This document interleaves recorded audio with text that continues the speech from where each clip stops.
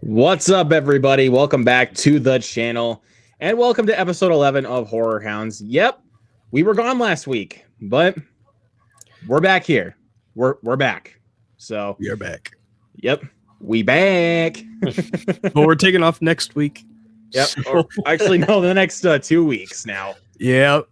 So for Mario, and then I'm on vacation. So yep. Just gonna go ahead and announce that right off the bat. So, but Mike, my co-host, how's it going, my bro? Oh, it's going, man. It's going. I'm kind of glad we took off last week because I had a crazy cold and I'm still reeling in the fucking congestion from it. So fun. So, it's been going, man. It's been going. I've been gone for it. It feels like we've been gone forever at this point. So I'm happy to be back and a little less sick. Like, it's just the way you were like, it's just the way you described it was funny. Yeah.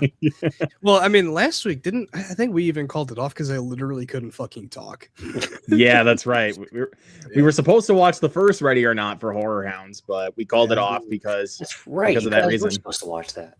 Yeah, but oh well. But we also got a special guest. He's no one new here. This is his now 4th appearance on the show. It's Brian. What's up, Brian? Yeah. 4th on this, but I've been on Fanatics and other stuff with you, so it feels like we live together at this point. So. No stranger to this channel, that's for damn sure. No, I appreciate you guys asking me back, and hell yeah, I love talking horror movies with you guys. So hell yeah, we were gonna try and get Jacob back on here as well, but he's seeing the fucking Forbidden Fruits right now. So yeah, but. I mean, he did mention it a little bit when we were on Movie Fanatics last night. So, but Ethan's in the chat that asks, "Did you guys see the new poster for Scary Movie 6?" Yes, and I have not seen it. Let me go look at this. Sweet game. If you know, you know.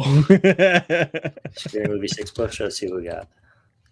Or Squidweed. That sounds too much like Squidward. So Squidward. Squid game, weed game, Squidweed. Who? Oh, here we go. The head will roll one. That one. Yep, that's the new poster that just dropped today. Oh, that's great. I like it a lot. Yeah, I'm still looking forward to it. It's gonna be great. The most recent Sinners parody clip that they dropped, I think about a week ago. Like. That is really I haven't seen many outside like the original trailer that came out. I haven't really watched many clips or trailers of it. So I still got to watch 4 and 5. I've never seen those. So 4 is okay, but you don't really need to watch 5 because Anna Faris and Regina Hall are not even in 5. So, oh, really? Okay. So yeah, you don't even need to watch it. All right. Yep. Good to know. So you're welcome. But anyways, let's dive into the recent horror watches. So of course, we're gonna catch up from the last couple of weeks since we were of course gone last week. So Mike, go ahead and start us off.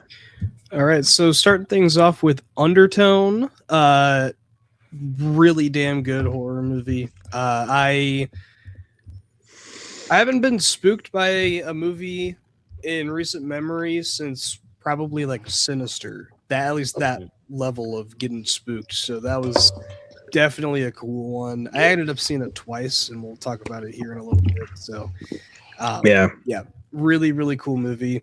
House of the Devil, I thought was good. It kind of fumbled the bag in the third act, though. Is that Ty West? Yep. Yeah. Was that his first movie? I don't know if it was though. I know he did Innkeepers after that.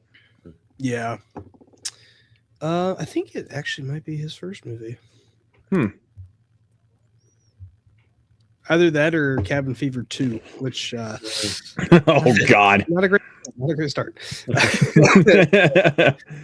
Anyways, keep in mind, like James Cameron had Piranha 2 as his start, so that is true. And David Fincher, Alien 3. So yeah.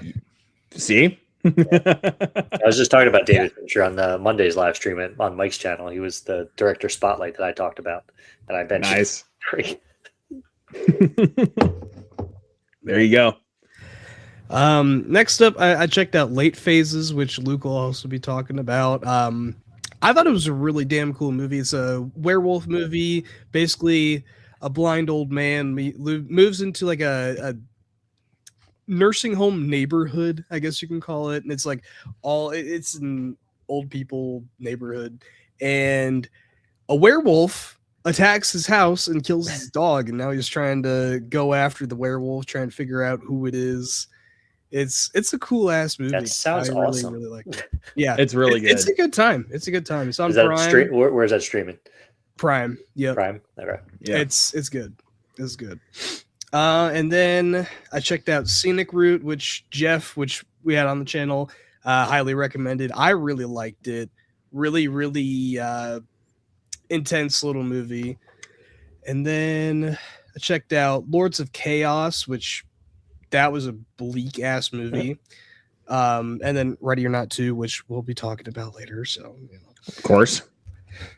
Won't give too much of my thoughts here for that. Then I checked out Lords of Salem, so Lords of Chaos and Lords of Salem in like the span of 2 days. Yeah. Also, pretty dark fucking movie. It's about Salem witch trials and metal music.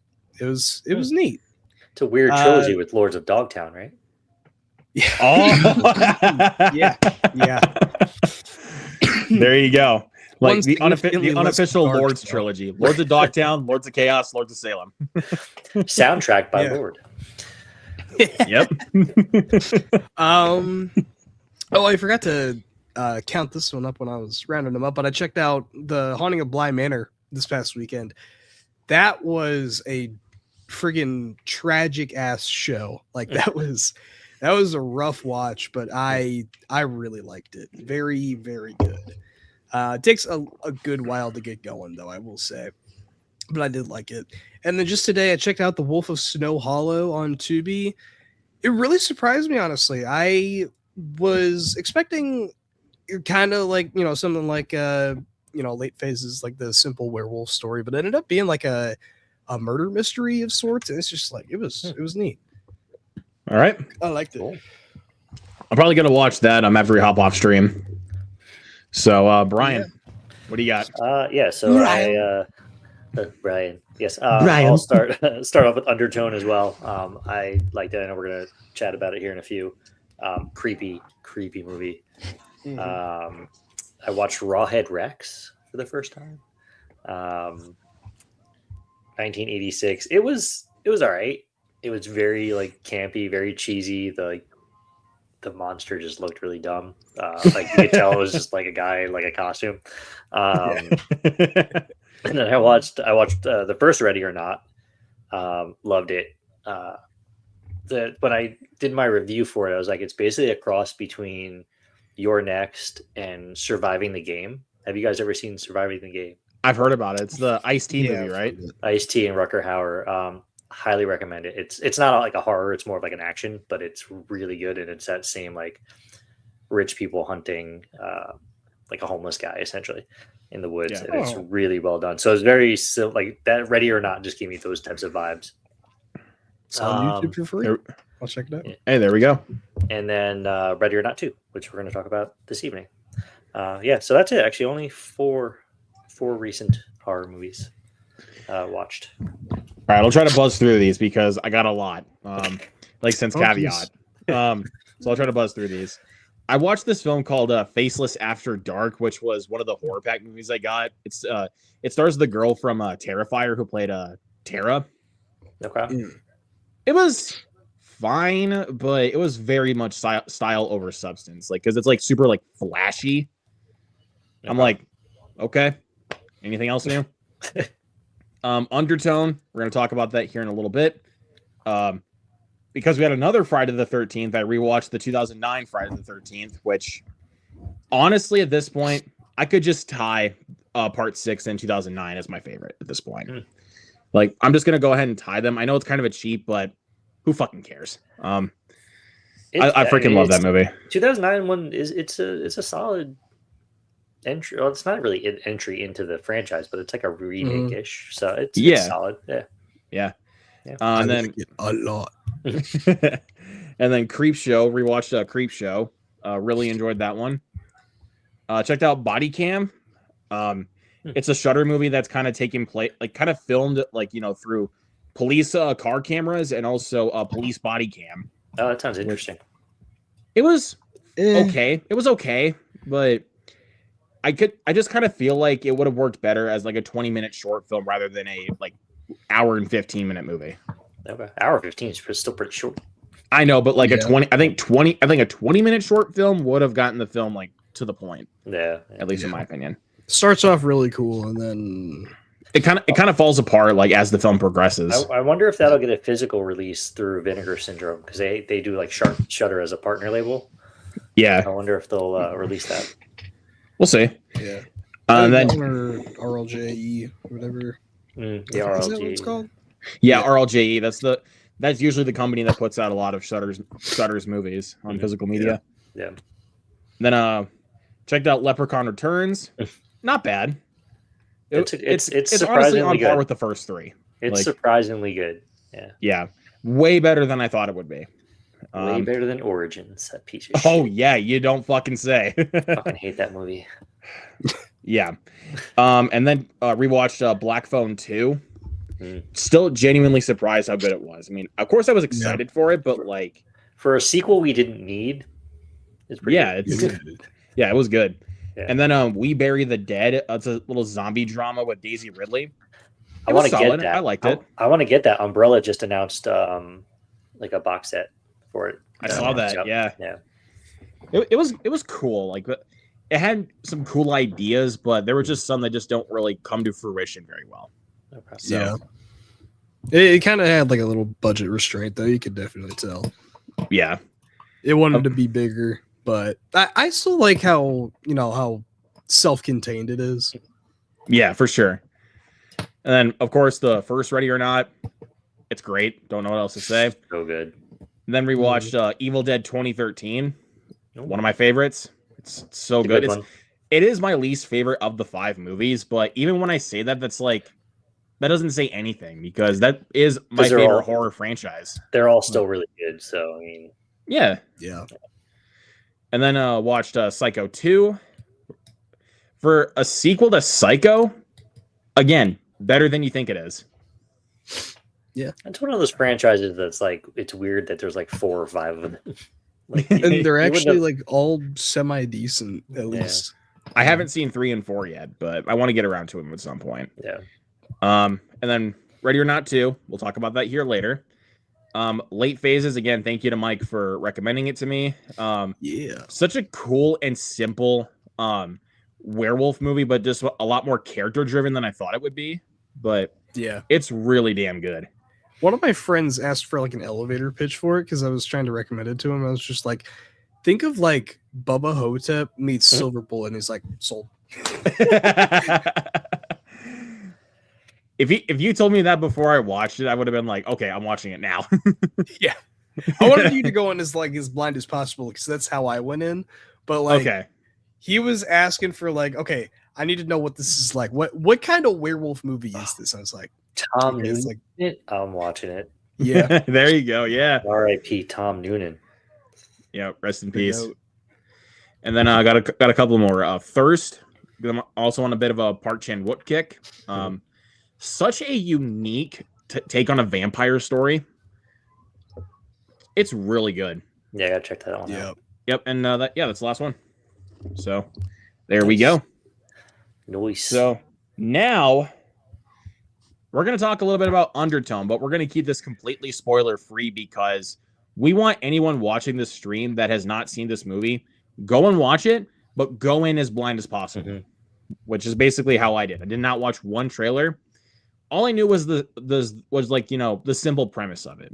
Like a podcast host starts, receiving these audio files, mysterious audio files. That's all I knew going in. But Mike, go ahead and take the floor, man. Well, like I said, I saw it twice. I really, really liked it. It's pretty unique. It feels like a Paranormal Activity movie just from like the, audio files, like listening to it, it feels like it's playing out like a Paranormal Activity movie, which is, a good thing that the director of it is making the next Paranormal Activity movie. So we know that's in good hands. And I mean, regardless if you liked it or not, I feel like the direction is going to be pretty good, honestly. But yeah, I thoroughly enjoyed this one. It's a little slow to get going, but once it does, it really works for me. At least there's a lot of really disturbing fucking moments. Like I said, yeah, I really fucking liked it. I feel like I'm talking in circles about it because it's been like 2 weeks since it came out. But Brian, what'd you think, man? Yeah, I mean, genuinely one of the creepiest movies I think I've seen in a while. And just like the sound design around it just adds to that like atmosphere. It's hard to like talk about it without like, obviously we're trying not to spoil it, but just really some of the most like kind of frightening, and it's just all done through audio, which I thought was really a unique thing, because I feel like we don't see movies do that. And very small cast, which you have one character basically carrying this entire movie and carrying it really well. Yeah, I don't know. I only saw it once. I'm not like Mike. I didn't see it like twice in a row. Yeah. But I kind of can't wait to watch it again, just to kind of see. Obviously, I'll watch it. When it comes out, I'll probably own it and buy the physical and see kind of how it sounds kind of on my setup. I have a pretty basic setup with a Bose sound bar, so it's nothing super awesome. But if you have like a surround sound, I bet it would be pretty dope to like watch and just listen to that movie. Oh yeah. Yeah, for sure. I took my mom to go see this opening day. And it was surprisingly kind of a packed theater for being a showing at like 12 o'clock in the afternoon.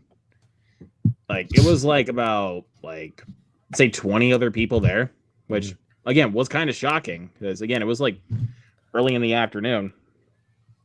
But I loved this movie. Like, I mean, yeah, it is definitely kind of a slow burn and takes a little while to get going, but even then, I was still invested with where the film was going, like even when it actually gets going. But yeah, like you guys were saying, it kind of felt like it makes sense like why this director is going to make the next Paranormal Activity movie. And I've said it once and I'll say it again, that I think he honestly has the potential to make the best one.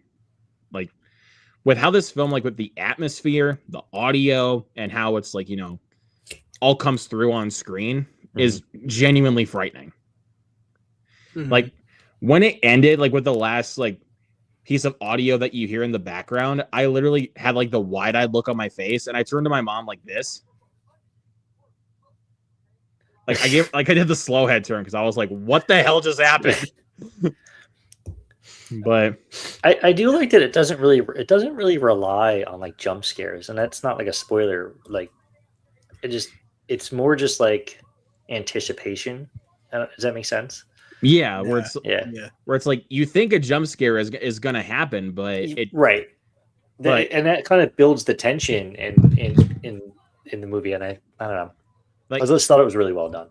It does a good job at like tricking you to where it's like you think, like I said, you think a jump scare is gonna happen, but then they just go, "Nope, not happening. We're not doing that shit."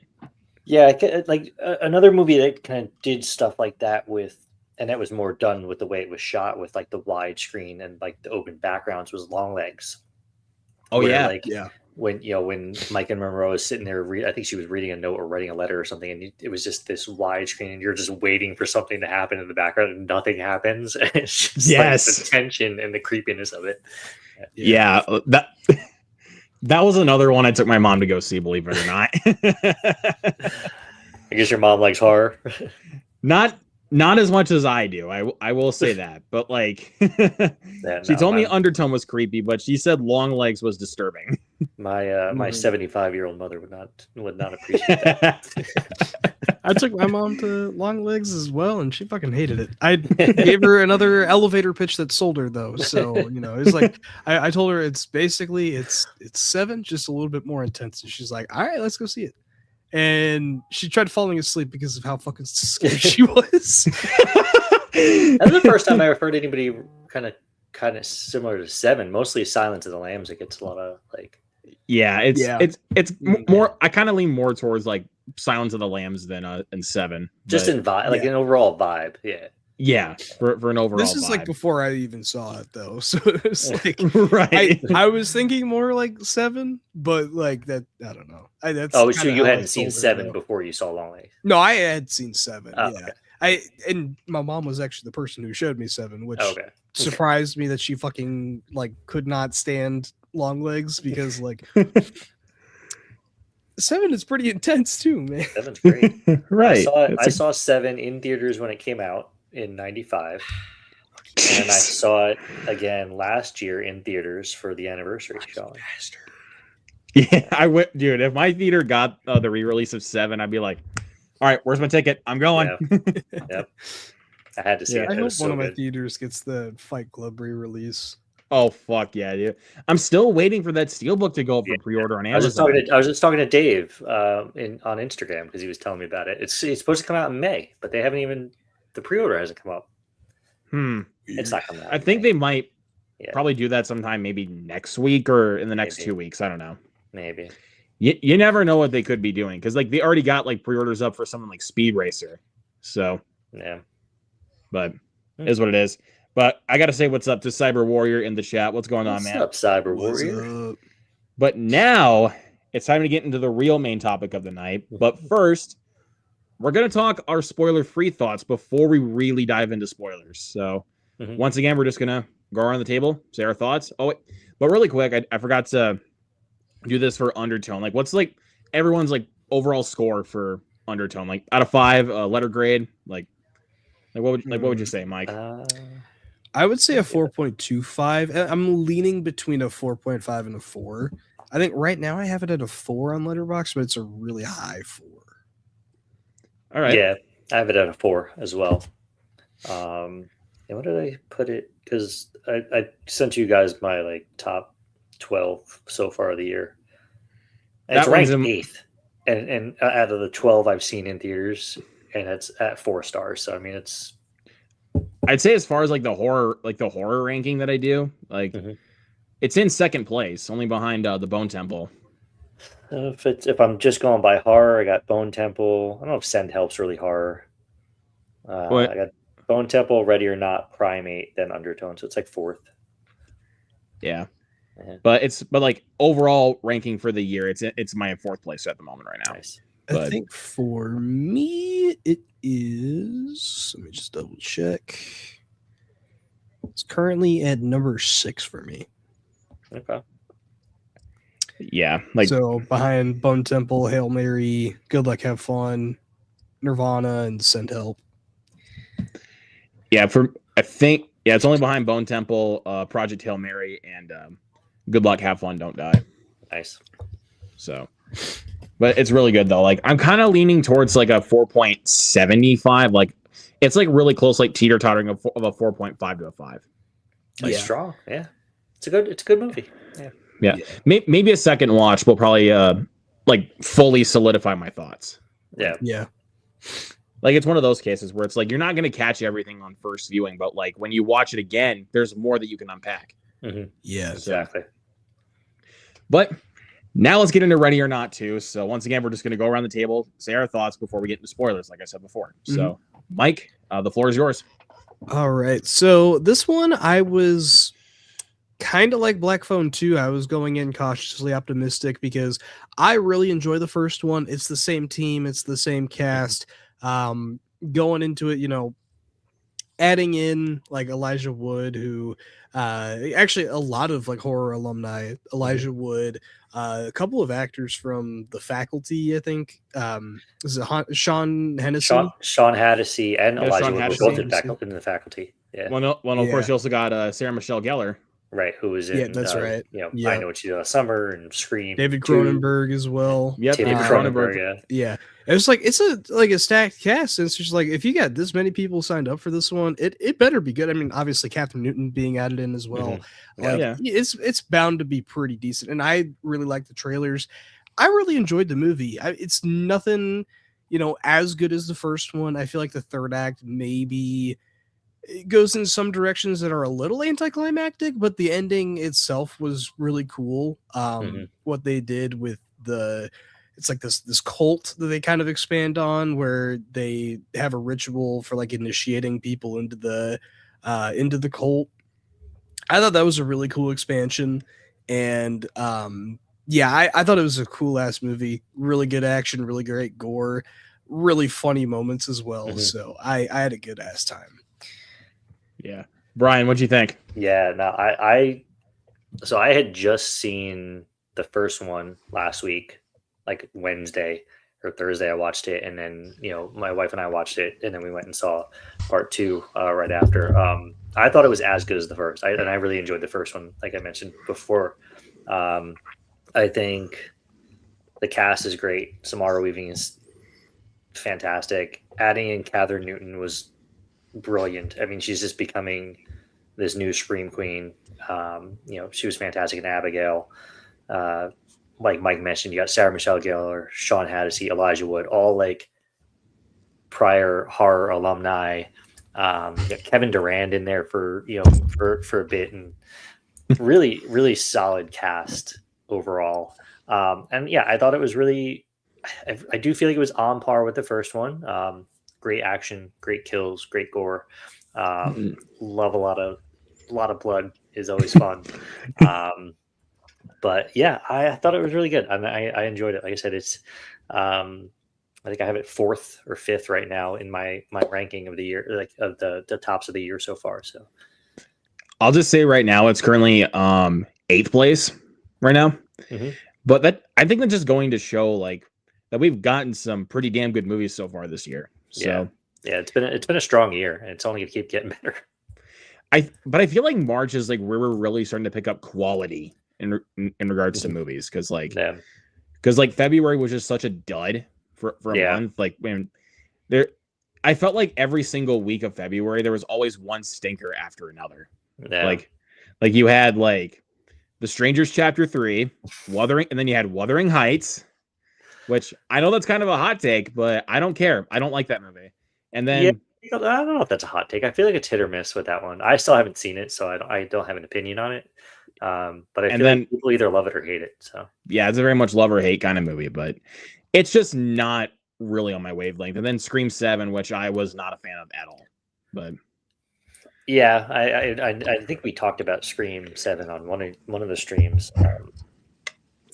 I enjoyed it until I didn't. Yeah, I actually enjoyed really the first 2/3, and then the final act was just shitty.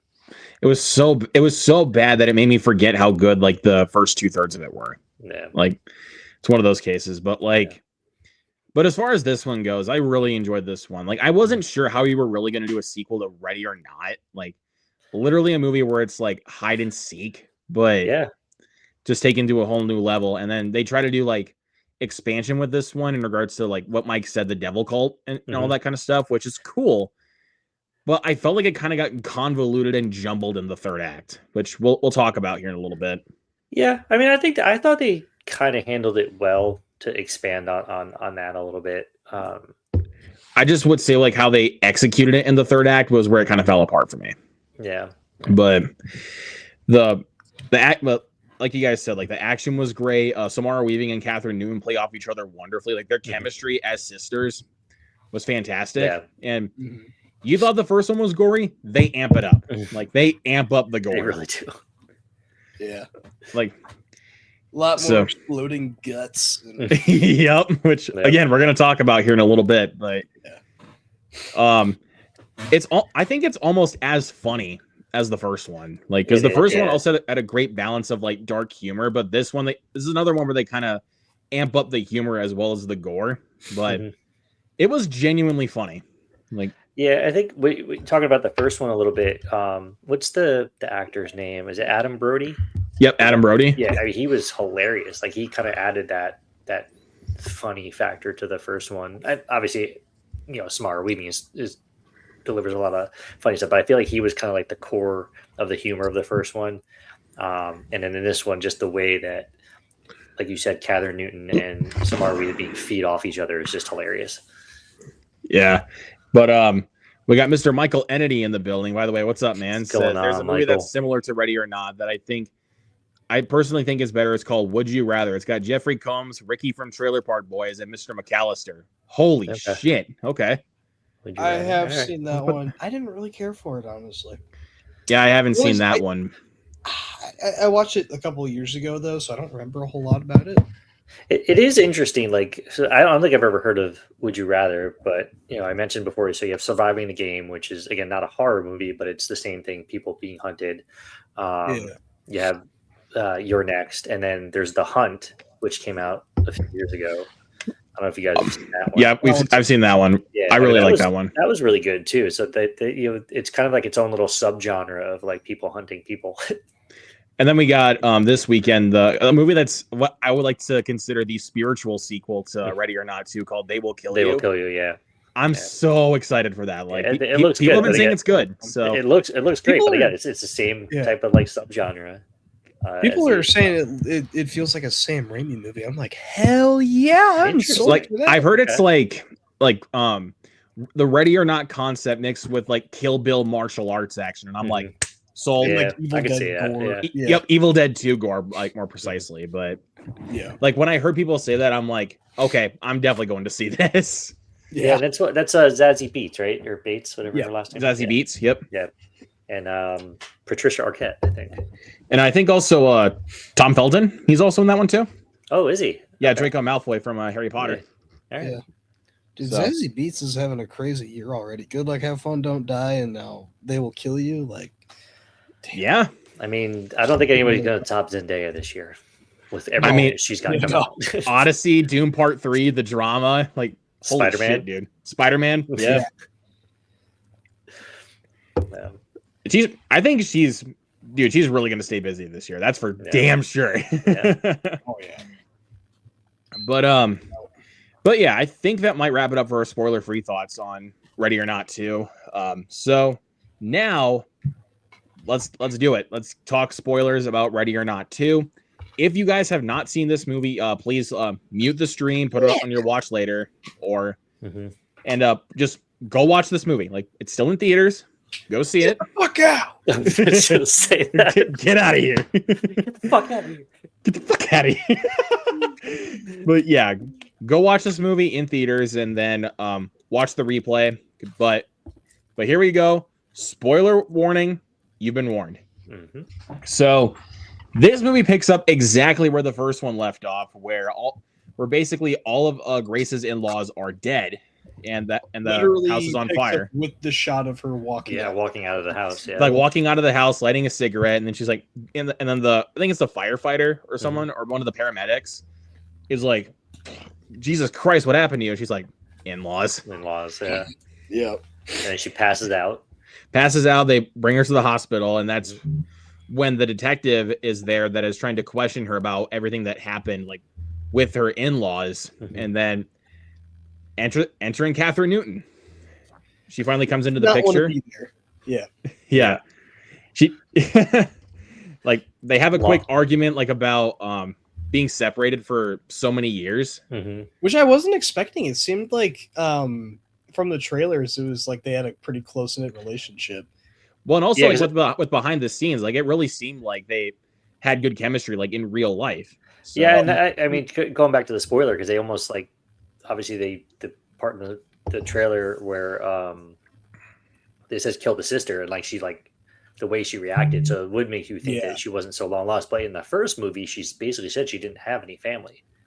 Right. So I think they had to kind of like explain it. Yeah, they had to explain it to where she was kind of like this long lost sister that she hadn't talked to in a long time. That is true. And that's when she kind of like Grace kind of gives this whole explanation about what happened. Like she had to pull a card for what, like, after she got married, the hide and seek game. And so the detective takes her out to the lobby, and then that's when Kevin Durant comes into the picture and starts going freaking wild. But like, so we should go back a step. Okay, go back a step because that's when why Kevin Durant is there. That's because Elijah Wood, who plays as the lawyer, notifies different families that she had survived. Right. So there's the David Cronenberg character. Yeah, the David Cronenberg cameo with Sean Hattie and so he's Sarah Michelle Gellar. So they're his kids. She's explaining to them that the other family is dead, and now basically it's open season on Grace. So they kind of put this word out to everybody, and a coked out Kevin Durant tries to jump the gun. He was definitely coked out. Like by the time he was just he's in the hospital, he throws the knife at the detective, and then it's just and then I was excited that he was in the movie because he was great in Abigail, and he was great in, I don't know if you guys ever watched the show The Strain. It was from a few years back. I'd heard about it. He was fantastic in that, and then he's in this for 5 minutes. Yeah, because of course they gave it away in the trailer, but he tries to kill Grace and then he ends up exploding. Right, because he didn't want to wait until the game started. He had to he jumped the gun and then and basically killed his entire family because his whole bloodline then I think exploded. But it was also hilarious when he exploded, then the way that Catherine Newton freaking freaked out. Well, even just Samara Weaving was just covered in blood, in her mouth and everything. So Yep. And then that's when Elijah Wood comes in with a gas mask, with the freaking smoke grenades. Yep. And then so then it cuts back to David Cronenberg. I think this is where it cuts back to. It cuts back to him still on life support. And Sarah Michelle Gellar and Sean Hattie, which are of course his kids, he basically tells them that whoever gets the high chair for this family will be able to control everything. So they don't want to let him down, and what do? Smother him to death. Yep. Oh God. I was wait, wow, okay. I didn't expect it to go that way, but okay. But it was good to see David Cronenberg, I guess, as a cameo, though. It was cool. Yeah, I was going to say assisted, you know what, so sewer slide to be... Yeah, right. just to be a little... Yeah. I like that, sewer slide. If you know, you know. But yep, Grace and Faith, her sister, are taken back to this place where all the hunters are, and the lawyer says that after surviving the game of hide and seek, that she has now triggered a new game, basically to think of it as Double or Nothing. So, and all the families are surrounded, and basically it's the same familiar concept. They will try to kill her, and she refuses to play. Like she continuously refuses. So, and they threaten to kill her sister. So by that point, it's you have no choice. Like you have to play the game. Right. And it was interesting the way they set up the game is because the family members were there, but only one person was doing the hunt. Right. But then, and they explain it, if somebody fails or they die, then the next person up in the family actually gets to join the game and continue. So I thought that was really a kind of an interesting concept. And they have to sign this book so that way they know that they're in the game and ready to go. So when they get to that point, after they knock her unconscious again, and they just leave her out on the most random part, her and Faith, like Grace and Faith at the most fucking random part of a fucking golf course. Yeah. And they're bickering, and then they realize they're being hunted, so they have to freaking run. Yep. So, and then they go to this what is it? It's this kind of somewhat picnic table at this golf course. Oh, the gazebo. Yeah. And one of the hunters is already after them. So, I think it's the one with the sniper that tries to get them, or Nestor Carbonell, I think is his name, or something like that. Yeah. Yeah. And the way that they decide to distract him is by getting out a propane tank. Yep. Which, They used the heat lamp or the heating thing to like generate the smoke to like try to confuse him. which I thought was clever. Like, It was clever, yeah. Mm-hmm. And then then he shoots the propane tank, and then kaboom. Yeah, And then he thought he killed the other guy because there was another hunter that was after him. Yeah, and then if you accidentally kill another hunter, you automatically explode. But he thought he killed him. yeah, so by that point, like Grace had like shards of like glass or something like in her arm, and then Catherine, and then Faith is like, "Oh my god!" and then Don't look at it. Don't look at it. Don't look at it. Just them bickering is just like that's. It was really good casting. For sure, man. But Mike, were you gonna say something? No, I was just saying it was painful to watch the fucking shards get pulled out. Oh yeah. Oh yeah, and then yeah, I've been cut by glass before. Not to get too deep into that, but yeah, it's painful. Yeah. It hurts. But Yeah, so it's by that point that they're in this like casino or whatever. I think it's a casino. Yeah, I think it was a casino that they were.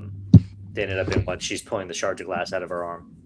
Yeah, and then one of the guy with the like golden mask like on his face like is already after them. So so they head to this like the basement or something of this casino where it has like a dry cleaner or something, giant washing machines, like a giant washing machine. So of course they duke it out for a bit, and then they throw one of the hunters in the washing machine, and I'm like, this is creative. Like we never really see like kills like this in a horror film, where they throw someone through a washing machine. Yeah, that was like yeah, and like when they stop it, I think she puts it on sanitize, and then she turns it off. And they try to look for his phone, and like he's done for. Yeah, he's just like melted. Like, come. Yeah. Like, I was like, oh, okay, and but like, so they try to call for help, and I was like, wait, are they actually? Why are they actually believing this for a second? Because it cuts a little bit later. And it's Sarah Michelle Gellar on the line, and I'm like, right? They had all the outgoing calls routed to her phone, so that if they did, so that way she didn't try to get out of the game, which which once again was a pretty smart move. And then another one of the hunters with a samurai sword comes in and says to Grace and Faith that there is a way out of the game. Yeah, it's like a loophole that's in like the bylaws that nobody really knows about. Yeah. It's to marry into the family, though. Right. So basically, still selling your soul into the family. Right. And she wants her to marry her like dopey ass son. Fucking Steam Deck did, yeah. Oh yeah, which we're gonna get to in a second, but like, actually, I'll do a quick backtrack here. So like when they all like come to the house for the first time, like he's just casually just walking around playing Switch 2, right? And he's like, "Where's the Wi-Fi password?" That Switch. It looked like a Switch. Okay, it looked like a Switch. Back. Okay, I thought it was a Switch. Okay, not gonna argue about it. He stands corrected. I stand corrected. Well, I didn't have a Steam Deck, so there you go. But anyway, it looks like a Switch 2. I get why. That's why I was thinking Switch 2. Like it's a Switch. It's a Steam Deck. Okay, so by that point, another one of the hunters comes in and tries to kill her, and this was the crazy part. So like again, they duke it out for a second, and then then Grace makes one of the hunters kill another hunter by basically like stabbing him with the samurai sword.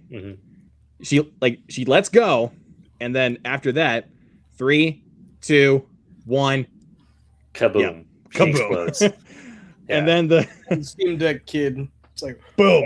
Right, so then it cuts back. What to are y'all him looking sitting at? in the room Boom. and he blows up. It's like whenever they blow up, though, man. Like I always like it cracks me up for some reason. Yeah, like because I don't know why. What we didn't discuss is when they kill the one guy with the golden mask. So that was the one we were talking about, the one that went through the washing machine. Right, but after that, I think even before it cuts to the scene we were just talking about, it cuts back to the brother because now he gets to join. Oh yeah, that's right. He gets to join now because his brother's dead. He pussies out. He doesn't wanna. Yeah, he pussies out, and that makes his wife sign up for it. So and his wife but then even his wife is like trying to convince him not to do it. Yeah, and then the wife fucking leaves, but he also signs over all of his proceeds to the wife, so he literally has nothing. So he's just walking around. At this point, he has nothing but like a fucking drink in his hand, and that's all he owns. So that might be kind of one of my only issues with it, and we'll get to it a little bit later when we talk about like what happens with the wife, because we're not at that scene yet. But yeah, we're not quite there yet. I have one little qualm about that little storyline, and maybe I missed something, and you guys can explain it to me. But we'll get there. But also there was another character that is also being part of the game that apparently was supposed to marry the guy that Grace ended up marrying in the first film. Mm-hmm. But right, but of course joins the game. Yeah, but yeah, she joins the game as well.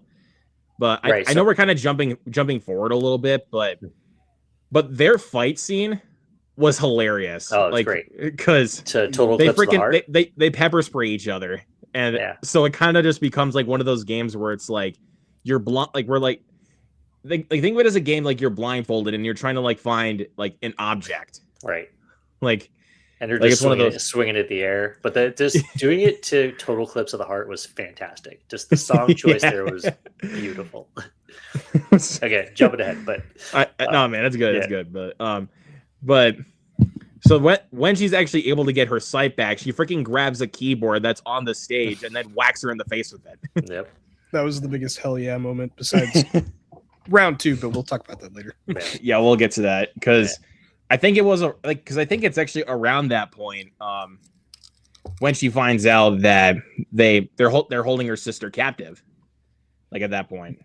Yeah, so, that was a little later on. Yeah. It's a little bit later on, but like, was there? Again, I'm just really trying to go over like the big spoiler points. So right. No, I think actually that was no. Because that was after it was after that they took the sister because excuse me, they were I don't think we talked about the scene yet because Sean Hannity and Sarah Michelle Gellar's character when they were like by the gate. Oh yeah, when they were by the gate, they were. Yeah, so I don't think we quite got there yet with the discussion. But I think after that is when they take the sister. Yeah, so it's after that when they take her. So they go to the gate. They're about to, whack them, and then they get distracted by the wife. The wife. Car. Just casually driving the golf cart, like speeding. Right. So she drives through the gate and leaves, and that's my issue with it because I thought if you forfeited, then everybody in your family would blow up, and he didn't blow up. The brother didn't blow up. I thought it'd been fucking hilarious if, she drives out and then you just see, or you just hear. She said that she was going to make him regret it for having her enter the game. So I don't know if that was just a missed storyline or maybe I missed something, but or maybe they didn't pick up on that or something. Like I don't know. Yeah, I'm almost positive when they were all signing like the blood away, it said if you choose not to do it, like it ends for your bloodline. But yeah, I still a great movie. That's my mind. That's my one minor nitpicky thing about it. Oh no, man, you're good. Like that, yeah. So, but then it gets to that point, like where she once again has this like final girl moment. She gets the shotgun and then starts, going for it. Like back for round 2, bitch. Yep. Yep. Well, that was great. And another like kind of brutal scene was so right before the fight scene with the pepper spray fight scene, they part ways. Like they get into a fight, Grace and Faith. Faith leaves, and then she's about to go back, and she runs into Sean Hattasey's character, and he beats the shit out of her. Yeah, that was That was brutal. a brutal scene. Mhm. My God, Just kicked the shit out of her. Yeah. Yep. That's when they take her, and that's when they take her, and then she starts going through the house and basically just starts cleaning the floor. Mhm. And then she finds her, but then has to be able to find a way out of it because they're about to kill her sister. So she decides to agree with the loophole by marrying Sean Hattasey. because none of them knew about it. So yeah, they didn't know that was a loophole out of the game. So so as they're getting ready for the ritual wedding, as I'm going to call it, because it's part of a devil cult. Yep. Sarah Michelle Gellar comes in and says that, and basically says that she never wanted to hurt Grace. Like, she also wants to be able to find a way out of it because of her brother. And then she gets killed by her own brother. Right, because he overheard her. Yeah, he overheard like what she like, was saying about that, like trying to get out of it. Him. Yeah. So he kills her, and then that's when jump forward to the ritual wedding. And it pretty much just goes like this is where I think the film honestly kind of falls apart. Like, is when they get to it and with the directions that they try to go. Like, I was kind of like, this felt kind of rushed. Like, it didn't feel rushed necessarily. It kind of just felt a little anticlimactic. Because like she marries in for a minute, and then she's the one that has the control now. So after she kills Sean Hattasey by stabbing him. Right. Well, because that was the whole thing. Like when he killed his sister, he's like, there's no rules against killing your family. So that was almost the tip off for Grace. Now that she married him, that she can kill him and there's no repercussions for it. Yeah. So she stabs him and then kicks him into the sacrifice pit or whatever, where they're going to sacrifice the goat. And then throws the ring in there too. Throws the ring in there. Yeah, because whoever takes that ring is the one that has the power. Right. So. She could do whatever she wants. So and you all want to talk brutal. That pit scene. Yeah. Because by that point, like Elijah Wood said, who is the one that runs this whole devil cult. Yep.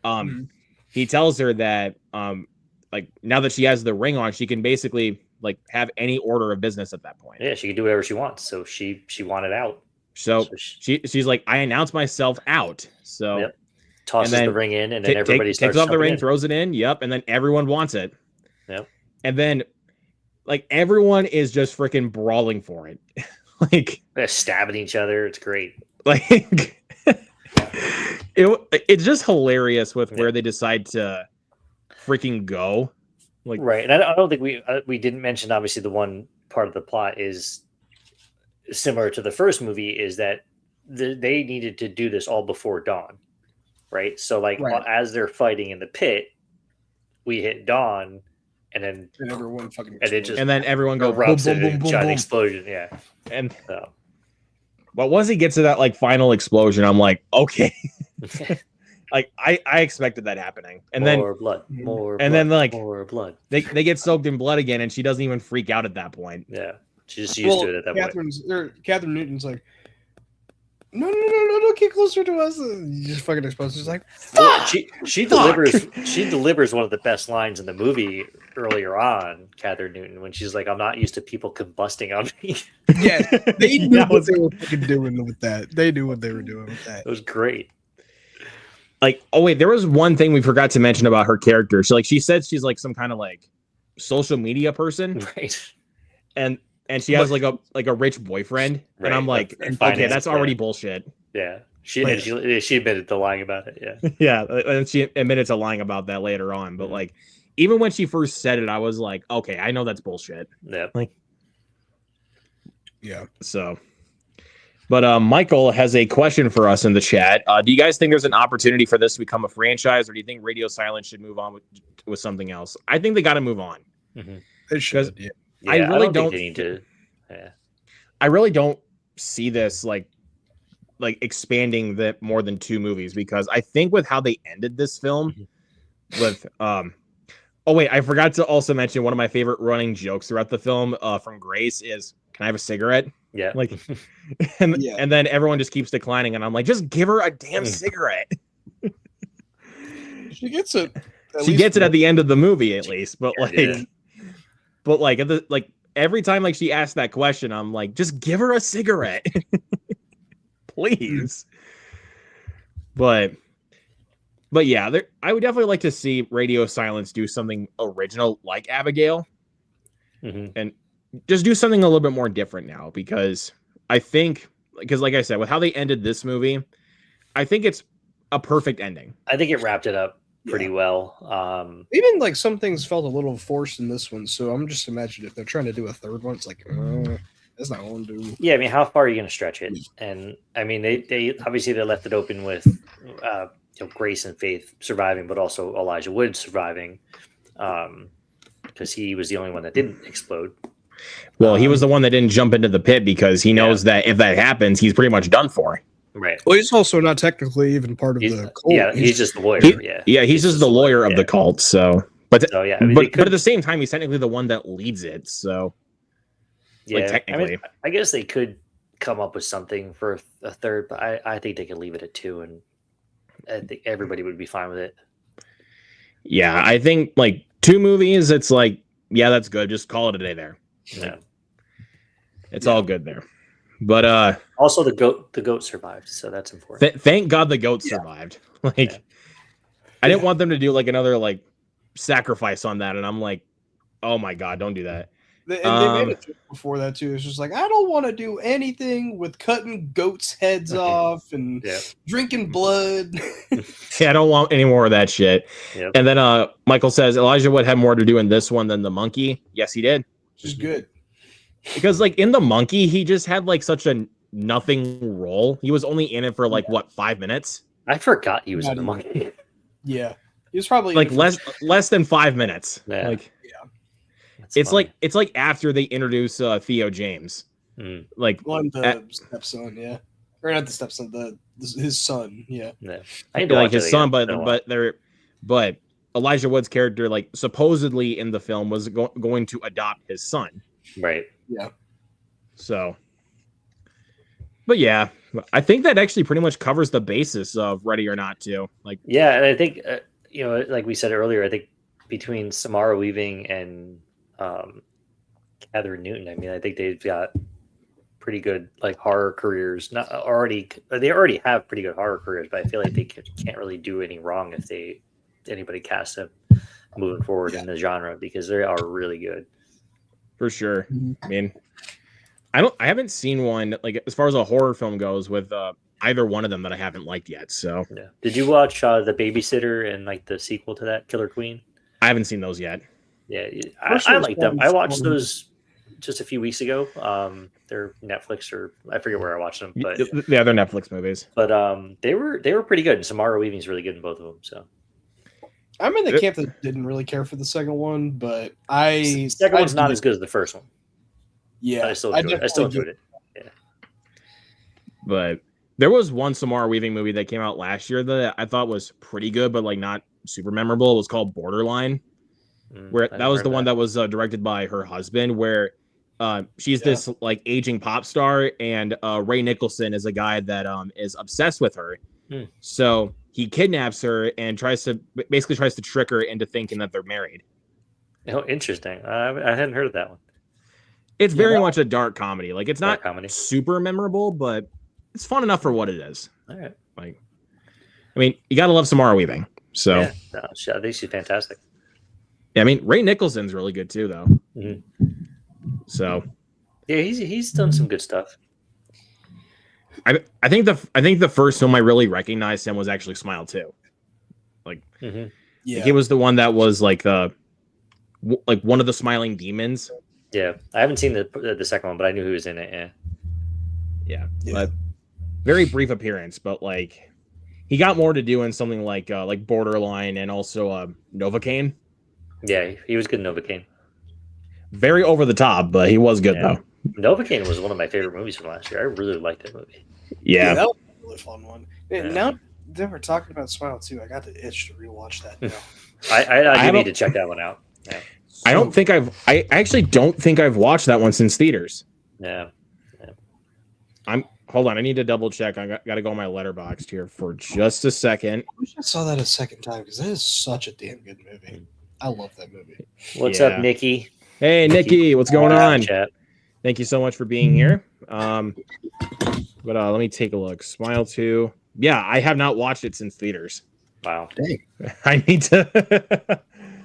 I gotta rewatch it. I mean, I've seen the first one a few times, but I have not rewatched the sequel for some reason.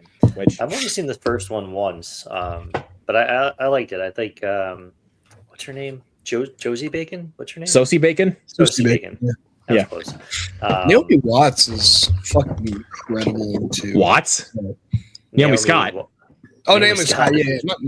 Naomi Watts is incredible, but she's not in either of those. She's not in either of those films. It was Naomi Scott. Like, yeah, Naomi Scott. She's awesome in that movie. She's great. Scott Watt or Josie Sosie, just throwing out wrong names all over the place. It's one of those nights, gentlemen. But yeah. But yeah, so we'll just go ahead and go around the table for final scores of Ready or Not 2. I think I'm very much a high, like 4.25 out of 5. I'd say 4, solid 4. Yeah, I gave it a 4 as well. Again, and I gave the first one a 4. So I think it's right there with the first. I still like the first one better, just as far as execution. But I think it's really right there, just over the top, fun, bloody. Like exploding people. The first one was just a lot more simple and to the point. Like at least it was. It was. Yeah. That was another thing that that kind of let me down a little bit about this one. It kind of lacked a little bit of the simplicity of the concept. Like that. I don't know. I mean, I like that they tried to go bigger, but it's one of those cases, of course, like where bigger doesn't always mean better. Right. Yeah. So I'd say bigger equals on par. Yeah, but not as good, but just not as good. Yeah, there's some things I like more than the first one, even, but like there's a lot more problems with the second one, so it kind of just balances out. Yeah, I liked it again. I think with like the cast, because you had still a pretty good cast in the first one. Like I said, you had Adam Brody, Henry Czerny, who was the mom?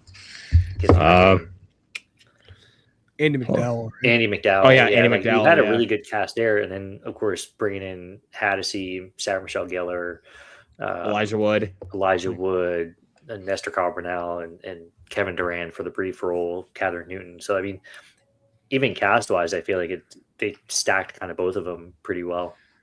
I feel like that's another thing that Radio Silence is good at with all of their films, like always bringing in like such good talents of great actors like of this like generation. So they both did Abigail, right? Yeah, they did. Yeah, so I mean, you look at that one right there with the cast of Barrera and Kevin Durant, Heather Newton, Kevin Durant, Dan Stevens. Dan Stevens, that's the guy I was thinking of. He stole the show in Abigail. He's so hilarious. Like those are fucking onions. Sammy, those are fucking onions. Well, I don't cook. I don't know. I need to watch Abigail again. That was one of my favorites. Also, can't forget about Giancarlo Esposito. Yeah, for his brief role. I did. He's also great. I forgot about him. So yeah, he was really good in that one, and that also kind of carried over like the same like explosions as Ready or Not did. A lot of explosion, a lot of blood. I think that might have been bloodier than. It's even gorier than this one is. Yeah, like there was a lot of blood. Love it. But I mean. But like it was at that point with like Abigail and Nosferatu where it's like vampire films were like on the big like comeback cusp. Renfield. I love Renfield. I loved it. A lot of people didn't like it. I thought it was fantastic. I mean, Nicolas Cage in anything is gold for me. So I mean, when are you gonna get another film where he plays Dracula, for crying out loud? You're not. He's great in that. I mean, like again. like even like when they said that Nicolas Cage was playing Dracula in that movie, it's already like you're already in the scene. Yeah. Like, yeah. I wish I saw it more with a packed crowd though, because when I went and saw it, there was like 3 other people there, and I was like, no, come on, man. But it kind of made sense though at the time because Mario was out, and like that was already gonna make bank. But I wish more people saw Renfield. I want to say I saw it. I think I took a day off. Let me see if I can go back to what year did that come out? 23. Yep, 23. Yep. Let me go back to my diary from 2023 on Letterboxd because I think I watched that as a double feature. I gotta proceed talking. I'll get there. I gotta scroll. I think that like I remember when it came out. It was one of the most fun movies I watched in theaters in 2023. Actually, like especially that apartment fight scene, like with the cops. Mm-hmm. Shit. Like, oh yeah, that freaking Mortal Kombat kick. Mm-hmm. My April 2023. God. Like I know, but I will say though, even though the subplot was unneeded, I still thought that Ben Schwartz was hilarious in that movie too. Ben Schwartz is hilarious in anything he does. If you guys, if you guys ever have the chance to see him do his, he does like an improv show. Oh yeah, Ben Schwartz and Friends. Have you gone to see it? I've never gone before, but like I know of it. We've gone twice. It's worth it because it's a different show every single time. It's fucking hilarious. It's so good. I've seen a couple interviews with him. Some of them he seems like he's kind of a dick, but other ones he seems pretty chill. You're a dick. I don't know. Yeah, I don't know. I don't know. Like some of them, he comes off like really, really cocky. It's weird. I don't know, but he is a funny guy though. Like regardless, like of that. All right. Here it is, Renfield. I watched. Yeah, I did a double feature of Renfield and Guy Ritchie's The Covenant. What a double feature! I mean, 2 good movies though, I will say. And then later that night, I watched The Gentleman, which I think is also. Oh, there you go. Yeah. The Covenant's a great movie. I don't know if you guys have seen it, but it's great. It's fantastic. I missed it in theaters, but Luke, you saw it on your birthday, right? Yeah, that was my birthday movie. I mean, it didn't come out on my birthday, but I saw it on my birthday. On your birthday, right? Yeah, like was having a day out on my birthday, and it was still playing, and it seemed like the one that my mom would actually really like. So I was like, you know what, I'll go take her to see it. So, yeah. But yeah, gentlemen, I think that will cover it for this episode of Horror Hounds. It was a very fun stream talking about Ready or Not 2. But we did say this earlier, but we are taking the next couple of weeks off because next Wednesday, Mario Galaxy is out, and of course, we're going to go see that. And then Mike said he's going to be out of town the week after. So, So we're going to be back in about 3 weeks now. 2 weeks, yeah. Well, a little bit of technically 3, but yeah. So, but we'll have to figure out like what we're going to come back with in regards to topics. We'll be coming back with a bang, though. We'll definitely be coming back with a hopefully bigger episode. Yeah. To make up for our loss.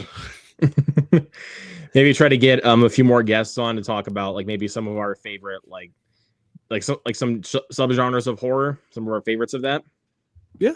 So possibly, sure. which Mike and I will discuss, but yeah, I think that will do it. But thank you once again, Brian, for joining us. It's always great having you, man. Thanks. Yeah, anytime you guys need a third wheel, hit me up. Come around, I'll join you. Hell yeah.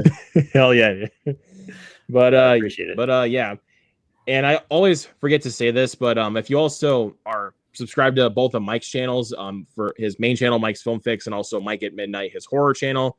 This stream is also going to be available to watch on both of his channels as well. I don't think I'm subscribed to you. I didn't know you had another channel. I don't post on there. I have had so many ideas to post something on there, and they've all fallen through. It sucks. Mike at Midnight? Yep. Yeah. You have over 1,000 subscribers, right?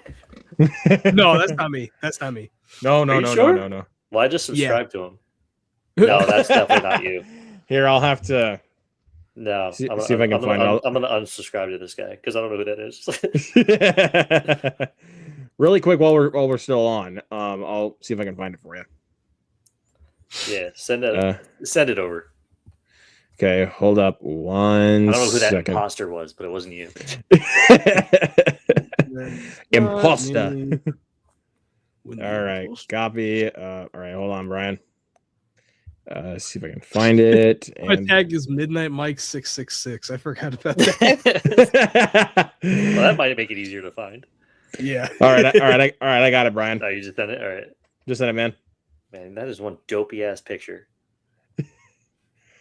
I'm gonna pull it up. Yeah. Oh, that's Yep. funny. That's funny. But yeah. Midnight Mike 666. All right. There we go. But yeah, gentlemen, I think we're gonna go ahead and get out of here. But thank you everybody so much for watching. Thank you once again to these gentlemen for joining us here tonight. It was a ton of fun. And we'll see you guys in a few weeks for another episode of Horror Hounds. So anyways, guys, have a great night. Peace out.